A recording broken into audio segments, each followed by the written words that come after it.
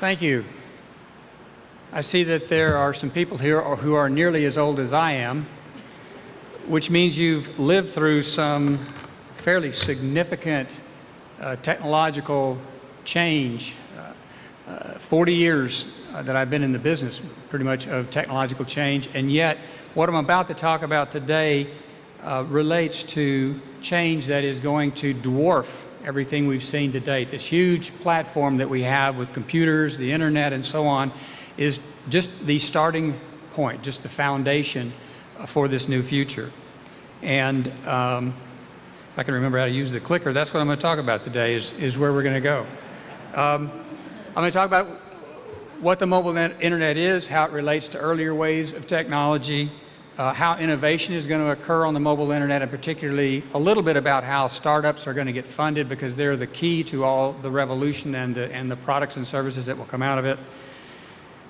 Where the value in the mobile internet lies, because pretty much, as we saw with the Facebook, I won't say debacle, but the Facebook IPO, nobody really understands what is worth what in the internet today, the mobile internet today. And then finally, what all this means to business. And I'll talk about that at kind of a high level, but I'm happy to drill into it during the Q&A.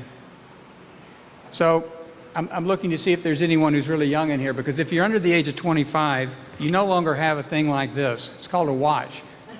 And the reason is a device like this. Although most of them have an iPhone, not a BlackBerry, I confess it's an oldie but a goodie, even that. Time has changed. We don't need a watch anymore. We don't need a special device for that. But even more interesting, because it relates to time, is that this is called a chronometer, or a chronograph, which is a fancy name for an expensive watch. But it comes from the Greek word chronos, which means ordinary time. The word chronology is the word we use when we talk about ordinary time. But the Greeks had another word called Kairos, K-A-I-R-O-S, which relates to a special moment in time when everything changes. Usually it's used in a political or social or religious context. For example, the teachings of Jesus 2,000 years ago completely transformed the nature of religion in Western society. The Emancipation Proclamation in 1863 dramatically changed the entire social content and context of the United States. In technology, we use this word to mean the transformation that occurs when multiple changes happen rapidly as a result of the enormous increases in technological power. You're probably familiar with Gordon Moore's computer power doubles every 24 months. Well, actually, it's every 18 months. And it's not just happening with chips. It's happening with data transmission. It's happening with storage. It's happening with compression. It's happening with all the different elements that go into technology. So it's not one technology. It's a whole bunch of technologies that build one upon the other. So if you have 5 waves, or if you have the 5th wave, there must have been 4 waves before it. And so I'm going to just give a little context here. The mainframes, and I'm, by the way, just old enough that the first course I ever had relating to high tech was a Fortran course featuring punch cards at the University of Arkansas in 1969. If you don't know what a punch card is, see me afterward. We'll have a nice discussion. But the mainframe was the intersection of large national corporations or organizations like financial institutions, insurance companies, NASA, the government, the military, all beginning to process large amounts of customer or other kinds of data. Happened to correspond with the invention of the transistor and other supporting technologies. Mini computer came along with the development of interactive computers, things you can type at instead of use punch cards. PC, the desktop internet, and I want to distinguish between that, which is the 4th wave, which is somebody sitting in isolation at a computer, doing a search or buying a book or whatever it is. That's the 4th wave, the desktop internet, and the mobile internet today. The important takeaway is that each one of those, dropped the price by 10, which increased the number of users by 10. You multiply 10 by 10 by 10 4 or 5 times, you get a pretty big number. We're in the era of large numbers. We're doubling both the user base on a large number, and we're doubling the technology on a very large number. So the potential for increasing improvements across the board is literally astronomical.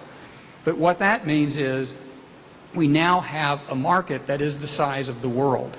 Okay, there are 7 billion people in the world today. There are 6 billion mobile phones or other mobile devices. By the end of next year, there will be more mobile devices than there are people in the world. And there's better cell phone service in Africa than there is in Bend, Oregon. Okay?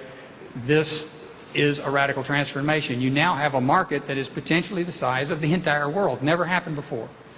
And so with each of these waves, you see radical shift in technology, radical shift in the business model, both for the technical provider, like IBM never sold anything, it rented everything, right? So that was a business model. Many computers, PC providers sold stuff. Prices continued to drop. Now we're back to renting again with the cloud model of just getting stuff online as you need it as opposed to buying it and installing it yourself.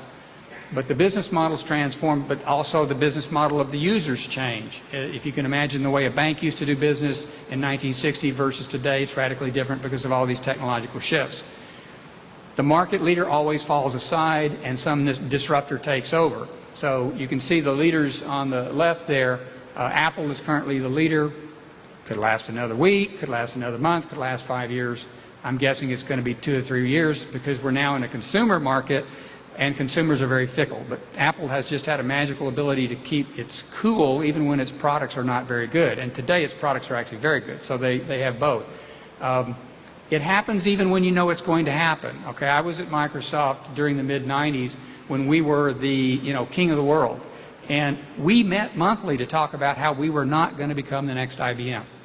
And what was our strategy to do so, and how were we going to avoid it, and on and on. We were not going to become Digital, which was a major mini computer vendor, got bought by Compaq, Compaq got bought by HP. There's nobody left in these early eras except IBM and HP, and that's because they both had service businesses. So huge transformation. And it happens because the leader just gets too big. Microsoft has an install base of 2 billion. When I first started working for them, we had 1,400 people. They got 95,000 people today. You just can't move fast enough. Doesn't matter how hard you try. There's just too much inertia that builds up. So just a quick look at the fifth wave, and with Apple, who's the market leader. Wait a minute, did I miss? I'm sorry, I missed a slide here. Hold on. Sorry. Real quick, the difference between the fourth wave and the fifth wave, too, is that it isn't just computers. It's the phone side. And all this technological innovation is happening and has been happening on the telecommunications side as well as the computer side. So we started out just doing communication, talked on the phone, then we sent email, now we send text, SMS, and so on. Then it became content. We're reading, we're watching a movie, seeing pictures. Then we began, or along in there, we also started doing commerce. But it's all kind of coming together under community. Curation, the idea that everything I do is part of a larger community that's online. So both in terms of how the business works, in terms of how I get my information, in terms of how I trust my information, it all involves some kind of community. And the power and the number of users has increased exponentially as we've gone through first 1G back in the 80s, and now we're up to 4G. So again, on to Apple. We're just beginning the fifth wave, and yet Apple already has 650,000 apps on its app stores, more than any human being could get through in 10 lifetimes. Apple has generated $2 billion in revenue for itself, $5 billion in revenue for its vendors, the software vendors who are providing the apps, 14,000 new ones every month. It's just crazy. It's just going like gangbusters. And that's just one company. Android has nearly a market, nearly that size. The others really haven't taken hold in terms of any sort of market penetration. BlackBerry, Windows Phone, Nokia, and some of the others. My recommendation is they all get together under one new product line and become a viable third market, but nobody listens to me. So where does it come from? What's happening? Well, it's a group called the Connected Generation, or Gen C. And there are a couple of aspects about it. I'll just touch upon them briefly. The first is that this is a worldwide phenomenon. The United States led the way in computers, but the rest of the world led the way in phones. And it's partly because they adopted a single standard called GSM, and we fought amongst ourselves with 2 or 3 different standards, and so we fragmented the market. But it's also true that because the third world is farther behind, they never invested in landlines.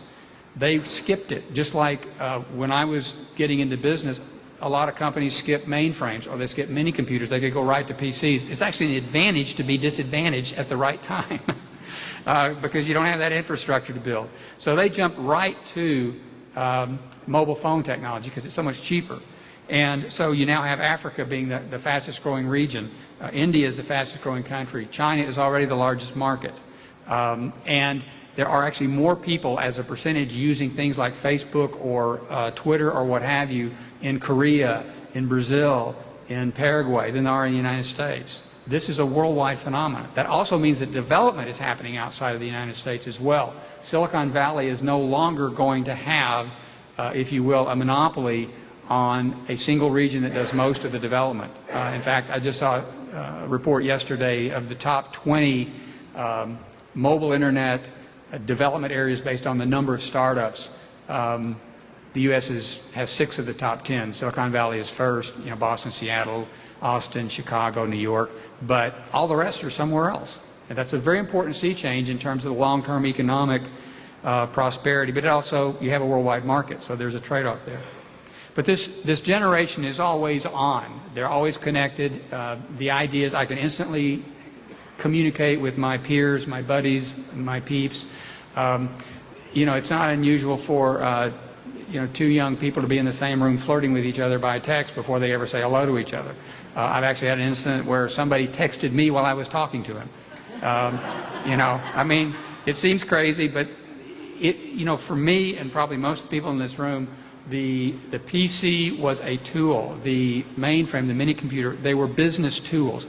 This device is how I interact with the world if I am in the connected generation. Okay, it's not just something I use occasionally or for a purpose. It is literally my microphone or my photograph, my video, my whatever to the world. It's the way I interact with the world. And this has led to, it's going to lead to significant business relocation, disturbance, and so on, but it also has led to enormous social transformation. Now, you may have heard of the butterfly effect. The idea of a butterfly flapping its wings in Brazil will cause a hurricane in the Philippines, okay? It doesn't happen, all right? It makes for nice sci-fi movies, but it doesn't happen.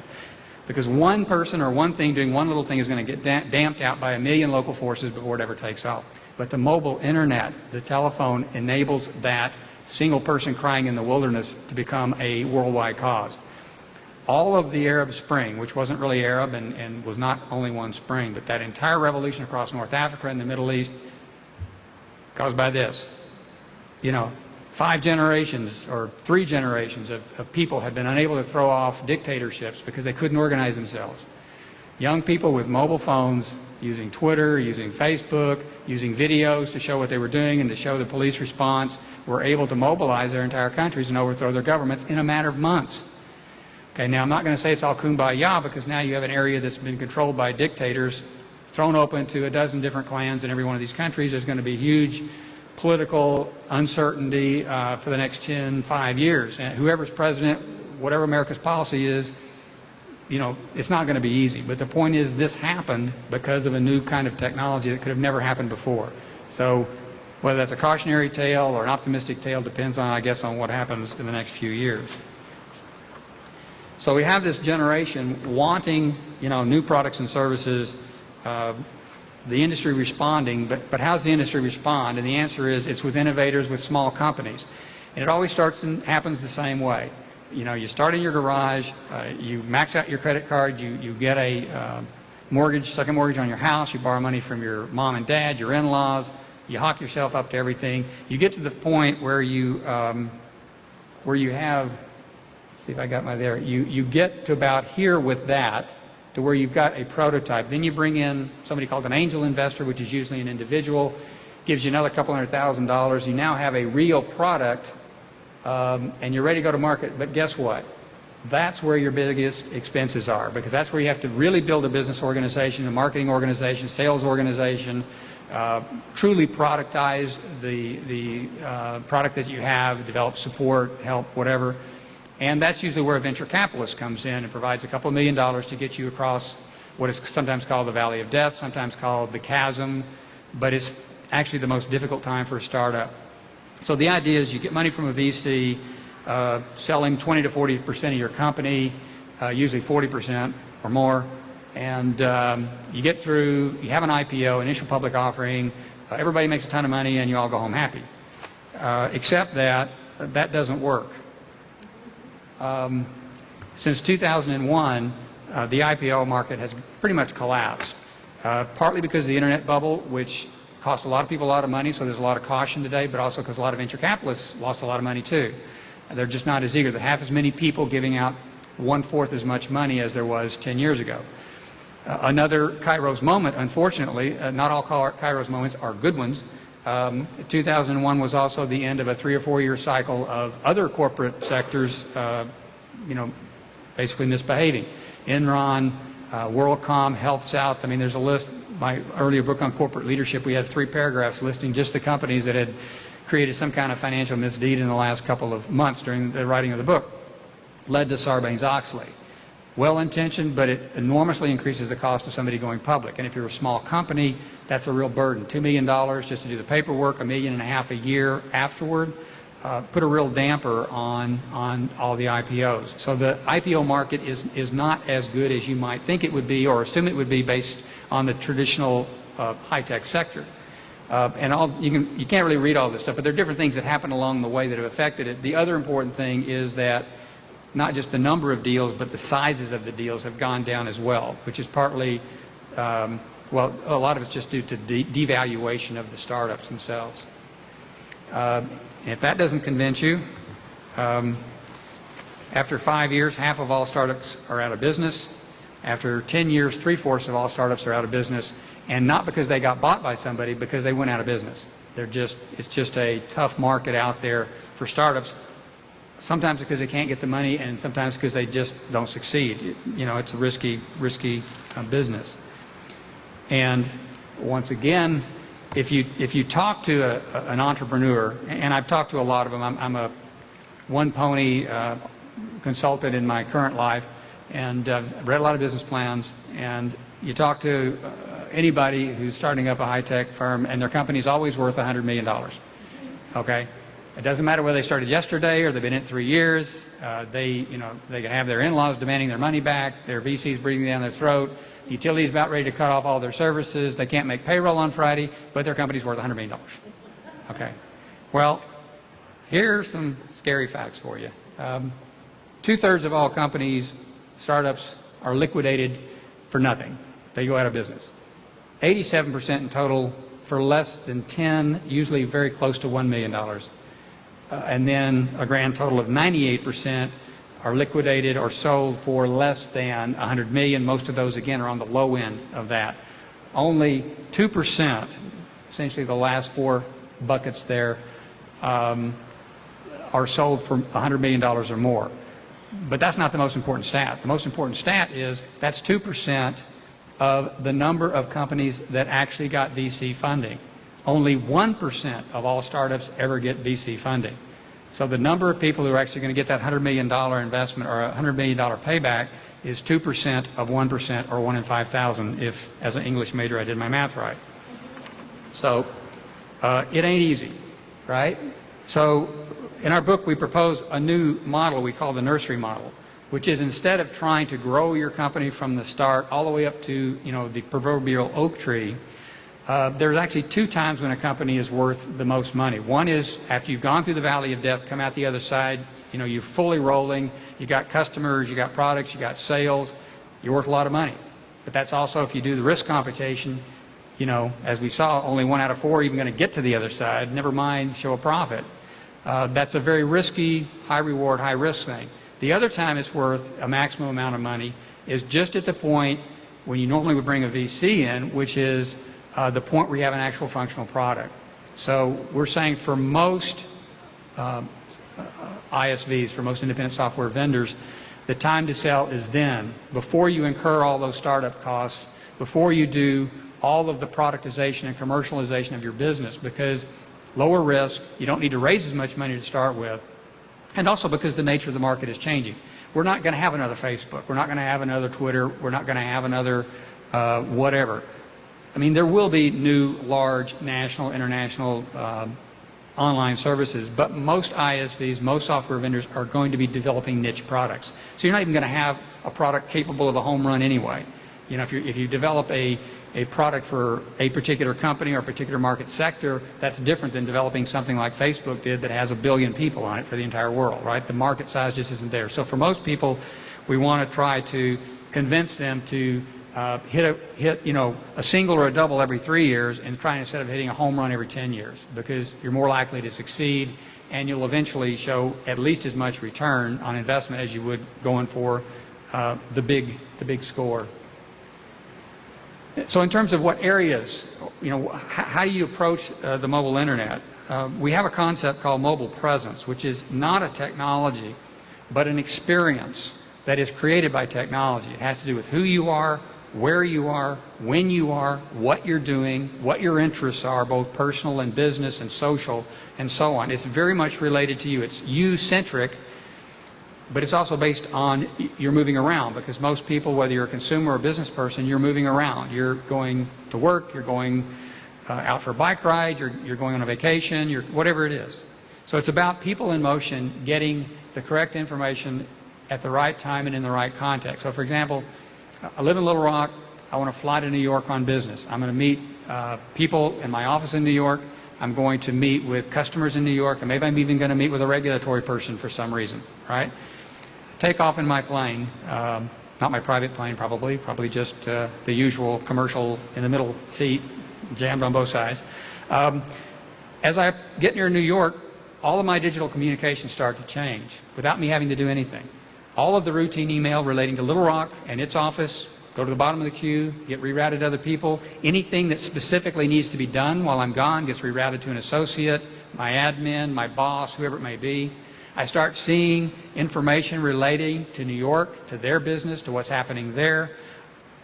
Behind the scenes, briefing documents are being compiled for the people I'm going to meet with within my company, the customers I'm going to meet with, any business issues in general. Let's say I'm a patent lawyer, I'll see 2 or 3 articles recently relating to patents or whatever it may be. All that stuff is happening behind the scenes for me. Today, all this is something I have to manually do. Some of it's automated, some of it, you know, certainly a lot of the compilation of documents can be done somewhat quickly, but the question is how does it happen intelligently in a way that benefits me? The only way we can deal with the information overload that we have today is for some intelligent system in the back end to start screening it in a way that only gives me the stuff I really need to know. So when I get to New York, you know, the car is waiting for me because it automatically called a cab in advance. I go for a run in the morning, it automatically shows me, it knows I run 3 or 4 miles a day, so it shows me a couple of 3-mile runs, automatically pops on my music. As my meetings go along, a car comes when I need it without anybody having to call one. It automatically schedules some time with my family, with my kids, my wife, whatever. If I happen to have a 2-hour break in my schedule, it might go, well, you know, Collins, gee, I know you like Impressionist art. There's a show on at the MoMA or whatever. You know, maybe I do that, maybe I go back to the office and work, but it does this for me. I don't have to go out and manually do it myself, which is what we have to do today. Search today is an active thing. I'm not going to say it's going to be passive, but rather it's going to be autonomous in the background for us.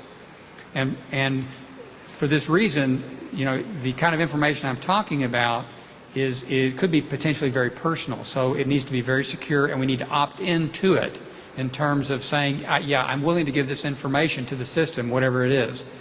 And there isn't a product right now that does all this. It's going to be the summation of a lot of different products that people put together for you. So mobile presence, very important.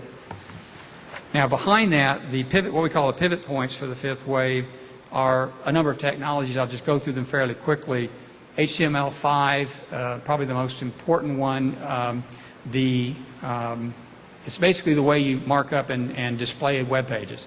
And right now there's lots of different tools for it. HTML5 puts a lot of that stuff in one bucket and creates a standard for the first time that would allow you to build one application across a number of different phones or a number of different devices. Right now, almost all apps are native apps for each machine. So you have to build one for the Apple, one for the Android, one for the Windows, one for the BlackBerry. It's the old problem developers have been crying for since even, you know, before mini computers, that, you know, write once, run anywhere. HTML5 provides that potential, though there's always the danger that vendors will screw it up because they're always trying to lock you into their devices. The PC was great because it was even though it was a commercial product, it became a de facto standard. But the phones right now, Apple has created essentially de facto standard with the iPhone and the iPad, but the market is still fragmented because Android has actually half the market too. So the other thing is that all the developers have to sell now through, because their native apps have to sell through an app store. Apple gets 30%, Google gets 30%, Microsoft gets 30%, everybody gets 30%.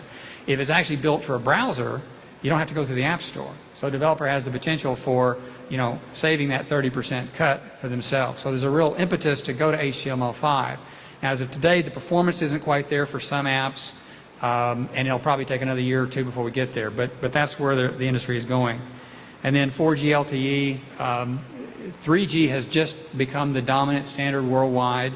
4G probably in the next 2 years will end up the dominant standard in the developing world. And 4G is so much faster than 3G. It's not twice as fast. It's like 10 times, 50 times, 100 times faster. And when you have something that changes the performance that much, because it's not just speed, it's capacity, you create a new platform. Now, that means a whole new kind of applications. I don't know what they are, because nobody can know what they are. We built an electrical system in the world to provide heat and light. We didn't know when we built that it was going to run telephones and TVs and the internet and computers, right? But it created a platform. The fact that this is going to enable something that's 1 or 2 orders of magnitude more capable means it will create a new generation of applications that may come about in our lifetime, but certainly in our kids. It will totally transform the world in some way. How? I don't know, but it's going to be massive.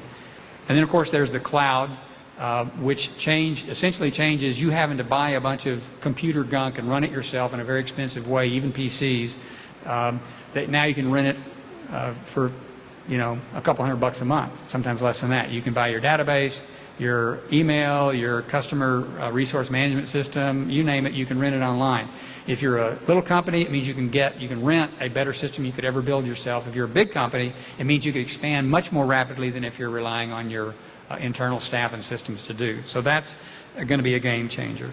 Big data, the definition of big data is essentially anything too big to fit into a regular enterprise data system.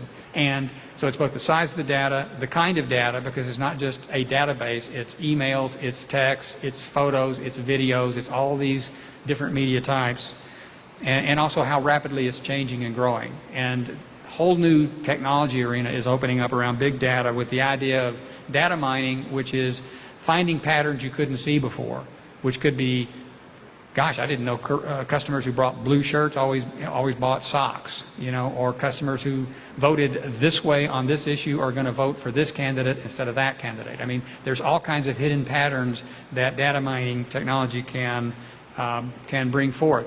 But the thing that we care most about is this idea of predictive analytics. If I learn enough things about Collins, provided he's given me permission in an appropriate way, I can predict what he's going to do next, or what his next action might be, or when he might want to be interested in buying a product. For example, back to mobile presence. If I'm walking down the street at 9 o'clock in the morning, I probably want to get a digital ad on my phone for coffee, not for Jack Daniels. Now, maybe you're different, but, now if it's 9 o'clock at night, that might turn around, right? In other words, or if I'm in a meeting, I don't want to get an ad. If I'm not going to be in the meeting, if I'm going to be here until 3 o'clock, I don't want to get an ad right now for a special somewhere down the street. It's got, again, it's context, it's what I'm doing, it's where I'm going, it's how I'm actually functioning, and what is of interest to me now. And the small vendor can take advantage of this too. For example, I'm maybe out in the Heights along Kavanaugh there. I got a little clothing store. Things aren't going, slow day, slow weekend, whatever it is. And I can say to my system immediately, right demographic, right profile, give them a 20% off on jeans or shirts or blouse or whatever. And everyone within, let's say, a mile who fits that demographic gets something on their phone. What are the odds of that happening, that I come in and shop there versus, whatever. So it's very particular to time, place, and context. Internet of Things is just the fact that human beings are going to be dwarfed by the number of devices that are online. Smart cars, smart meters, smart mesh, which is a technology that would allow us to essentially put sensors in every room of this building and very rapidly figure out the best way to provide heat, electricity, light, whatever it might be. All based on, again, a smart system that can figure this stuff out. So, you know, you could have 200 sensors for every one person, and you multiply that by the number of potential sensors in the world, or an oil pipeline that you could predict, you know, you'd be able to tell the viscosity, the flow, if there's been a break, if there's a change in pressure, all these kinds of things. Cisco predicts, and I don't believe this prediction, there are going to be 50 billion devices by 2015. I don't believe it's going to be that big, but it's going to grow very rapidly as we move through this technological change. And then finally, a thing that's just begun called Web 3.0, the Internet, the semantic web, the idea, again, that we can structure the data on the web intelligently enough that computers can find meaning as well as people. Like right now when I do a search, I can do a search on, let's say, Arkansas history. And then I can read a bunch of different articles, find a couple of books, and I begin to read those articles and I begin to parse out some meaning about whatever. In the future, we'll be able to ask really intelligent questions, you know, like, you know, what was the economic impact of opening up the Arkansas River to barge traffic in whatever it was, 1955. And the web will not come back with a list of articles, but will come back with a list of answers. So it's that kind of intelligence that it's not going to be tomorrow, but it's going to be coming in future years. Probably the semantic web is the most difficult and will be the longest coming. But again, that then gets back to this idea, apply brains and meaning to what we're doing. So the challenge to business, and I'll hit these just very quickly, the revolution in media over the last 10 years, I think, is the best example of what's going to happen, though I can't tell you when it's going to happen to your particular industry. But, you know, the newspaper industry is basically died, and some of them have been reborn as digital publications. The music industry has died and been reborn in digital form. Movies, they don't know what to do. They're losing revenues faster, as music did, than they're building up with streaming rentals and that sort of thing. But it's all being transformed. Books and TV. TV's actually done the best because they're able to use the web to provide an adjunct to their television program. A lot of people thought TV would go away, but they're actually prospering. But as a result of this change, advertising is now moving to mobile devices. TV is number one, newspapers are number two, mobile devices are now number three. Within another year, mobile devices are going to move past newspapers, mostly because the advertising in newspaper is falling. But it's going to be a $100 billion business. And so however you're marketing, you need to start thinking about that and how that's going to work for your own local business. Probably the main or the newest kind of the different models that have come out is one called freemium. I don't know if you know what that means. But the idea is you offer one service free because everyone on the internet thinks everything is free. As a content provider, I disagree with that, but I have to deal with it. But the idea is one level of service is free, and then they pay for something else. New York Times, for example, you can get 20 articles a month free. Beyond that, you pay. My local newspaper, the Bend, Oregon Bulletin, raised its price by $2 a month, and you can get it online or physical. They don't care, but it's the same price for both. So they basically folded it in a way that's quasi-free. Pandora, the music service, you can either get the free service and listen to an ad about every 5 songs, or you can pay to get an ad-free a model, and a lot of people do that. Games will give you, like, the first 5 levels are free, and then you got to pay. So just about the time you get hooked, you have to start paying. My granddaughter has little, you know, ponies and unicorns and princesses and fairies, and that's all free, but she always wants to buy a new outfit for one of them, a digital outfit, at $3 to buy something that just is a little display on the screen. And that's actually one of the biggest markets and one of the fastest growing markets is digital products that you can't eat, you can't wear, you can't, but you'll pay for them. So that idea of finding a way to bring people into the fold and then get them, you know, that's a new model. The other is entertainment. You know, marketing. You know, I've been a marketing slime for much of my adult life. That's a technical term. It was always preaching to somebody. I'm telling you to buy my product. I'm telling you why to buy my product. I'm telling you why it's a great product, right? Well, that doesn't work anymore. Not with connected generation. They don't believe it. They've heard. You know, you believe. You know, the political advertising of the last, you know, let's say 12 years.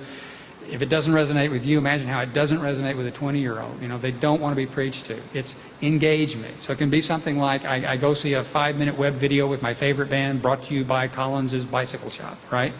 or it's a TV show. I mentioned the TV shows. If you go to Burn Notice or Game of Thrones, go to their websites. They have games that are based on the TV show. They have little special 10-minute web shows there. You can talk to the characters as characters. You can talk to the actors playing the characters. You can talk to the screenwriters. You can talk to other fans of the show. You create a community. You engage people, and ultimately you try to enlist them by trying to get them to tell their friends. Word of mouth is still the most important way to sell a product, but it's how do you do that online? That's the question. So those are the things that businesses that have been successful to date have done. So the idea is, first of all, you got to get in the game mobile. 70% of all businesses have crappy mobile websites. I challenge you to get a BlackBerry or an iPhone and call up your own company website and see what it looks like. See if you can read the headline type, especially if you're my age. See if you can even move the little button around to click on something to read it. And if it reads, is it actually displaying properly for that size screen?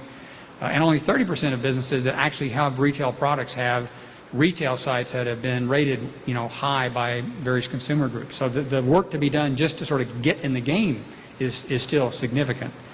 And the second is, again, focus on the social. How can I create a community around my product?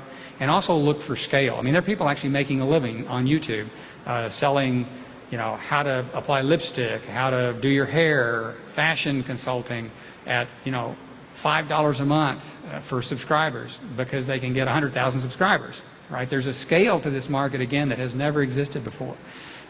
We have the first time in history writers who can make millions of dollars selling books online. And as a guy who's tried that, I can tell you it needs to be a popular novel. It needs to involve vampires, and at least one bodice has to be ripped. Otherwise, there's no market there, okay? And then the last change, which is more of an infrastructure thing for you to be thinking about, is we are moving to a digital wallet. This is the idea of a smart card or smart thing that will pay for all your stuff automatically. And since everybody now has a smartphone, this is going to be the device that does it. Google has introduced a product. Other companies, which is based on a thing called near-field communications. Another company is Starbucks is working with a company that has a device that senses where you are via your GPS. And if it sees that there's a certain company that has the same product, it'll automatically set your phone up to, you can swipe the phone and pay for it. So there's a lot of different technologies that are just coming to play. But think about what this is going to do. Why would you ever have a credit card? Why would you ever have a bank, card of any kind? Why would you ever carry cash? I mean, there are a lot of issues still. The estimates for actually creating a uniform infrastructure for the world is like $10 to $15 billion.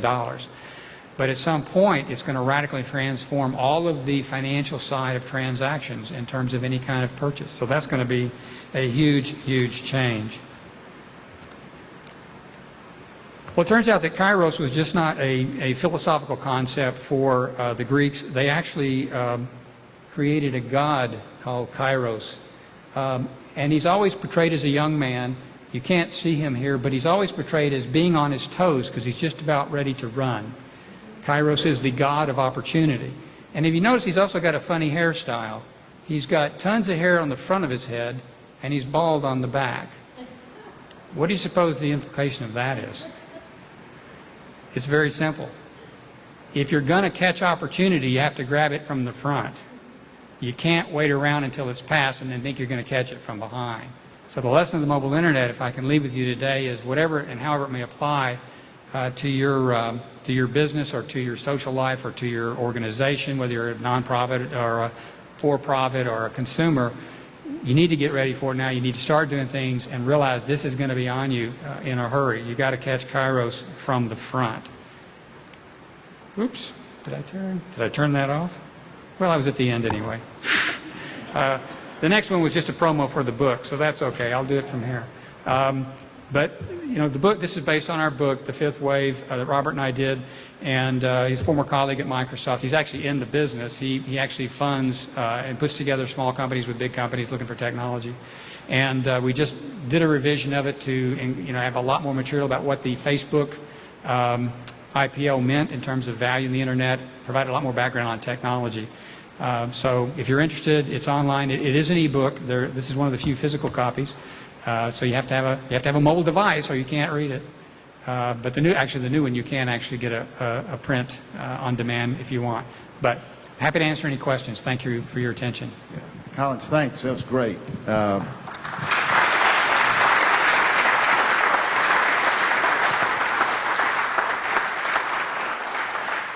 right, questions, sir, right, and she's coming with the microphone right behind you.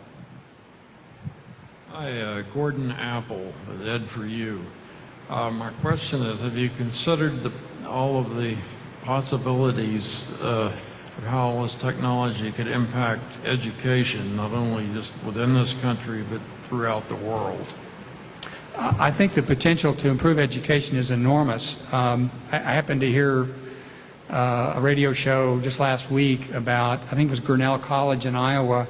They charge $55,000 a year for their students. It's a very high-quality liberal arts school, but it costs them $60,000 to teach the students. You look at Stanford, you look at even the University of Oregon. I'm familiar with them because I lived there, and that's $20,000 a year for a public school. I don't know what the University of Arkansas was, but when I was there 30-odd, 40 years ago, I think it was $50 a credit. You know, I mean, I could afford to go to school. I worked my way through school, but only because it was affordable. And I'm sure a lot of you did the same. It's not possible anymore. We're saddling students with huge debt because of the cost of supporting physical schools. Now, there's something you're going to get face-to-face with a professor you're never going to get online, but I do think there's an opportunity. At Stanford, for example, is putting some of their artificial intelligence courses and some of their other sort of high-end technical courses online. They're getting like 200,000 people signing up for them. So even if the school, I mean, I think that particular program is free, but if you even charged, $50 a pop, you'd make a fortune and you could educate a lot of people. So I think and Oregon, again, I'm familiar because I've lived there for most of my adult life. We can't even build, we don't have the money. We have the same budget problems as every other state. We can't even build enough schools physically to house the number of students who want to go to college. So I think the opportunity to use the internet, particularly the mobile internet, little iPad devices so you can study whether you're on the train or on a plane or at home or whatever. Certainly the internet provided that capacity, the desktop internet, the fourth wave, but the potential for more interactive applications, more multimedia, more augmented reality. I didn't talk about that, but that's a cool concept for retailers as well. But there's a whole bunch of new technologies that, align themselves with education that could, I think, allow us to teach more kids and bring down the cost of education. And even if it means, okay, I can't get into Harvard or Stanford or maybe even my other top choice, but I can get a decent education and I won't be $100,000 in debt when I get done, there's a value to that might offset the fact that I don't get to talk to my professors as I would here, in a nice collegial setting like this. So I'm not going to say it's going to replace, but I think it can augment what we're doing. I mean, if I were that age today, I probably would still want to take a goodly number of classes in person, but I think I'd take a lot of them online, especially the ones that you just need to get through from an informational standpoint. Like if I'm studying artificial intelligence, there's a bunch of stuff I just need to learn conceptually, at level 0.0, right, that would be useful before I took a course that might involve a professor, so I can make more use of that person's time and knowledge. Questions? Any other questions? Steve at the back. Go back to the back.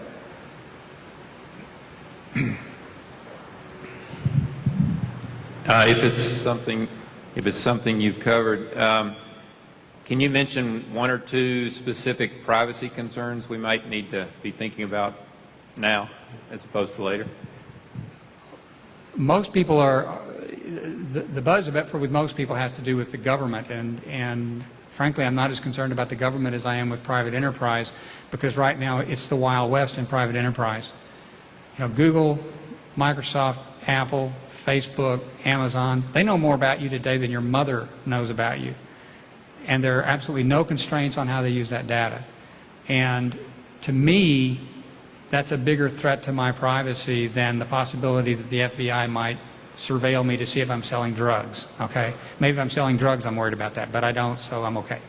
I think that we actually talk about this quite a bit more in depth in the book in terms of this opt-in idea.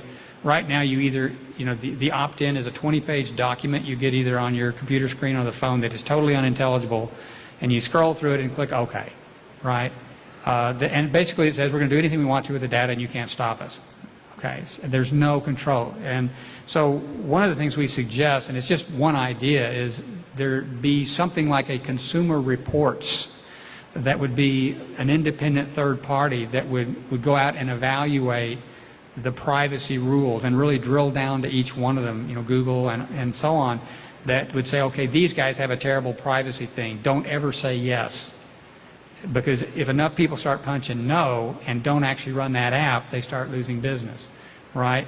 So, and then just the visibility and pressure of that, I think, will begin forcing the industry to do something rational that says, you know, okay, I agree that you could, like for example on Facebook, there's like a dozen apps. I'm always getting, like there's some sort of a classmate app on Facebook that my 68 class of Little Rock Central keeps saying, Collins, we invite you to do this. And so I click on it and it says, okay, we're going to take your information, and okay, that's okay with me, and then we're going to take all the information of your friends, which is not okay with me. So I end up saying no. So I don't participate in those apps because I don't feel it's my responsibility to share data about my friends. If I choose my own data, I don't have anything on my profile that I care about than anyone. I'd rather somebody know where I am and call me, especially if they have a job, but you know.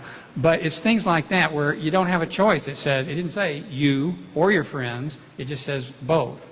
Right? So some of it's simple and some of it's common sense. But once I've agreed to a certain level of privacy that I'm willing to give up, like my personal profile on Facebook, I'm okay with giving that to anybody in the world.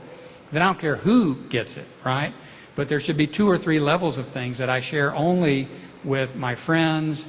And so it goes beyond just the fact that I can have a circle and so he's an acquaintance or she's a friend. And so it also has to do with the commercial side of it. Because there are things I may want to share with you as a friend or a business acquaintance that I don't want to share with, you know, with Google or Amazon. So those are things, and you know, there were a couple of laws that were introduced last year. God, they're always, I think one was SOPA and I can't remember the other one, but it was a government effort to fix this problem. And like most government efforts, it went over the top. So we went from having nothing to having too much, and the industry fought it, and so everyone backed off.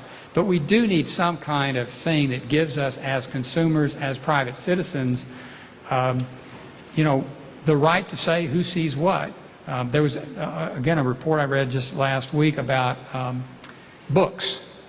You know, I don't think people should have the right to see what books anybody reads, right? Because it can be used in all kinds of nefarious ways against you, political ways. Let's say that just as a student of history, you wanted to read Das Kapital or you know, Hitler's book about the Third Reich. Imagine then you want to run for politics and somebody finds out. I mean, you may have done it just because you wanted to know why you hated communism, right? And you might actually find out what the reasons were. But imagine how it could be used against you. So there's some data that I don't think should be public at all, or unless I affirmatively choose to share it. And you know, for example, libraries. You know, I don't know if you know this, but libraries have a very strong 200-year policy about not sharing information about who checks out what books for that very reason. But now you go online, you buy a bunch of books from Amazon, anybody in the world could know what you're reading. Now in my case, it's usually vampire novels and bodice rippers, but you know. But you can see those kinds of things are things that worry me personally. We have a question right here. My wife and I have a senior at Central High right now, so just thinking back to your time at Central and what you were passionate about, could you just kind of give us the short version of how that led you to the next steps in your career and your background? You know, people always have sort of mixed feelings about high school. They love it, they hate it, they don't remember it. I actually had a great time at Central. I did a little bit of everything. You know, I ran track. I was the editor of the newspaper. I had a couple of the advanced classes. I was very fortunate, and there are a lot of women here, and I want you to hear this the right way. It was an unfortunate fact of society, but a fortunate thing for me, that at that time there were so few opportunities for women that they were all teachers at Central High, at Hall High, and other high schools in the state. I had the best teachers in the world. I had women who today would be teaching at Stanford or at Princeton or in the private sector who were teaching me high school English, who were teaching me high school math, calculus, trigonometry, and so on. So I benefited from, if you will, the sort of the social dislocation of the previous generation. And because I had great teachers who were very enthusiastic and knew their stuff. You know, after I left school, I knew people in education programs, and we went through this phase where you were taught how to teach, and the content sort of became just this stuff. It's kind of the management phase that we went through in business, where you learn management techniques, but you didn't have to actually understand the product you sold. You know, it was kind of the same deal. And I don't think that's a good model. I think you have to start out with a knowledge and passion of whatever your specialty is. And I think even if you're not a great teacher from a technical standpoint, if you have the knowledge and the passion, as opposed to droning on and on, I think you can be a successful teacher. So I was lucky that I had a caliber of teachers who were not just technically competent, but also very enthusiastic. And I see one of my classmates, I don't know if you feel the same way, but yeah, so, yeah. And I'm not familiar with, I've been to Central a couple of times since, and they still seem to have a great school, and they still seem to have a great faculty, and I hope your children are getting the same education that Bill and I did. Let's give Collins a round of applause and thank him very much for being here. Thank you.